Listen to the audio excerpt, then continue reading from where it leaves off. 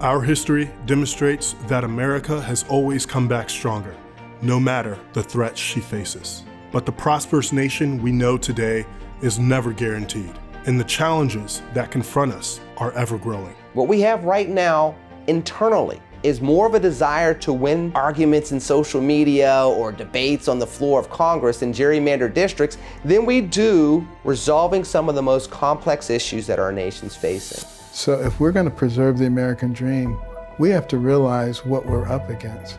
We have to realize what those things are and how do we fight them.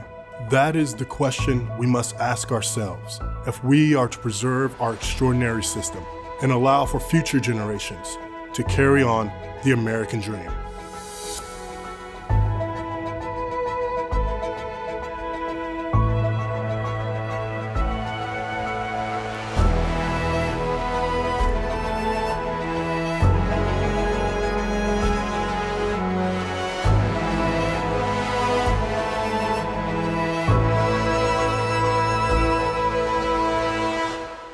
Freedom is a fragile thing, and it's never more than one generation away from extinction.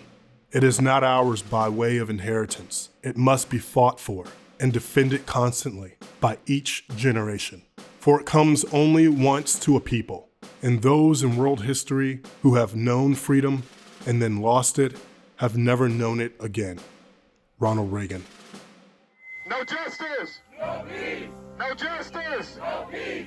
No justice! No peace! If we want to preserve the American dream, we have to have courage, because we have to recognize that there are forces out there that are antithetical to the American dream. We do know that there is, let's say, a spirit of deception that is absolutely pervasive in this country right now, because people really don't know anymore what to believe.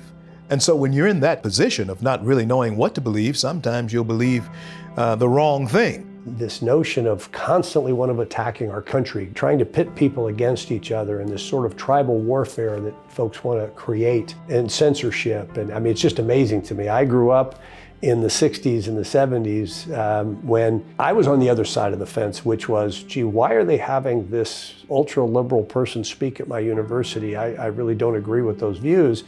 And I remember my father one time when I said it, I said, you know, it really troubles me that the University of Nebraska is having this person come and speak. And he said, well, it shouldn't. He said, our country's based on freedom of speech. You should go listen to that person. Doesn't mean you'll agree, but you might learn something. And today we're on the other side of that. There's a number of people that want to limit freedom of speech unless it's their speech.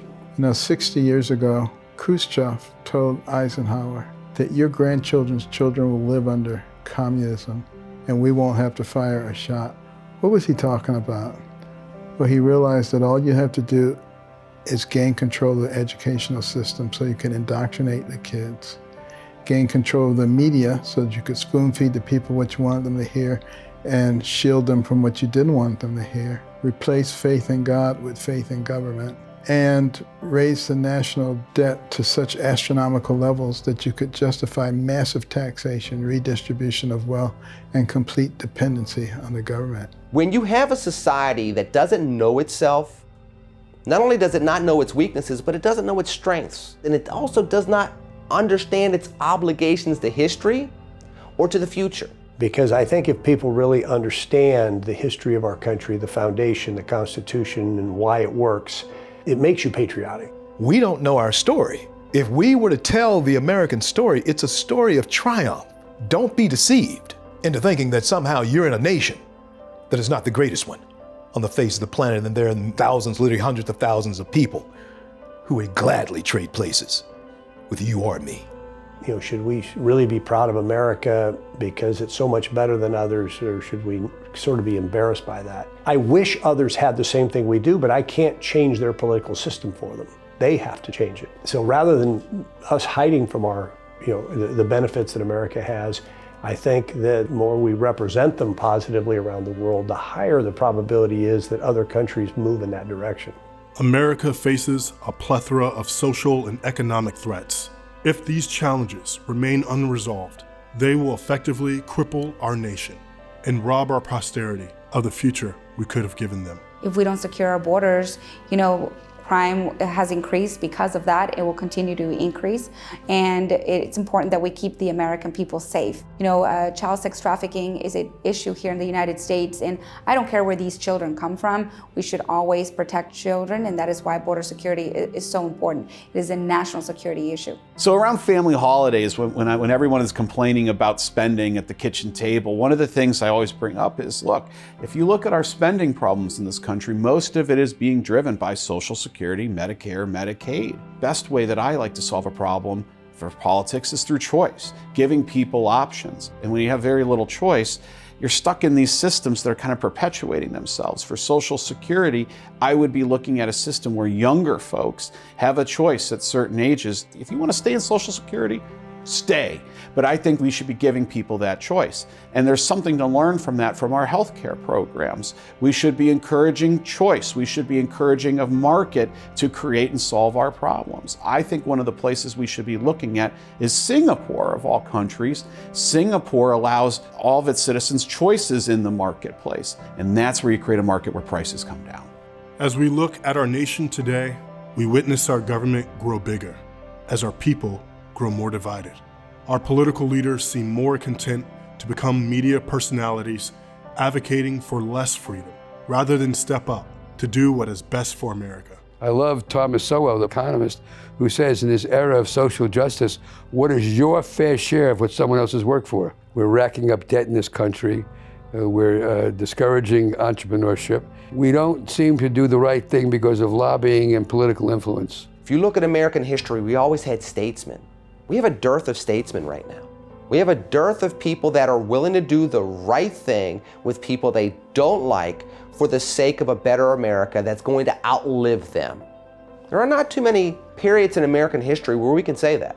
Well, it's very clear we're living in an era right now where people are not trusting their institutions. And I believe one of the reasons for that is it seems that the government institutions in many respects have been captured by the most powerful and elite who have certain agendas that they are trying to push, and that gets out of step with people where I grew up with back in Ohio. Very often today, folks will say that we have to have this government program for something that Americans have actually been doing for quite a long time.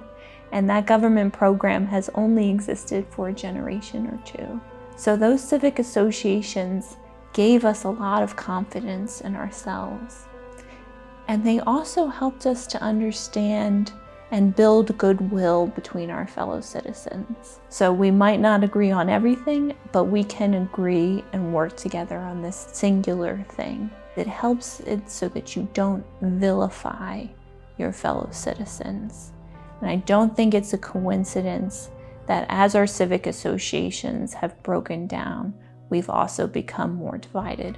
We have the capital, the brainpower, and the institutions to succeed if we choose to apply ourselves. It is through the hard work of the best and brightest that our nation has been able to overcome even the most arduous challenges and reach new heights in every century of America's existence. Sometimes I think that America's biggest threat is ourselves.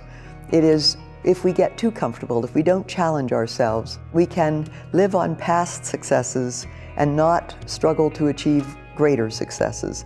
We need to keep finding a mountain to climb. That's a part of America's spirit. We are discoverers, we are explorers, we are builders and designers. We need to continue to pursue those unique challenges and not get too comfortable. I'm optimistic about the future of our country, and that's sort of my nature, but also because we've been through a lot of trying times in the past, and America's proven to gather itself up and do the right thing when it's necessary. And that's the real key to preserving the American dream. You cannot be the land of the free if you're not the home of the brave. America did not become such a remarkable nation by chance. We can continue to face our challenges and forge a strong future if we embrace the values of meritocracy that brought us here.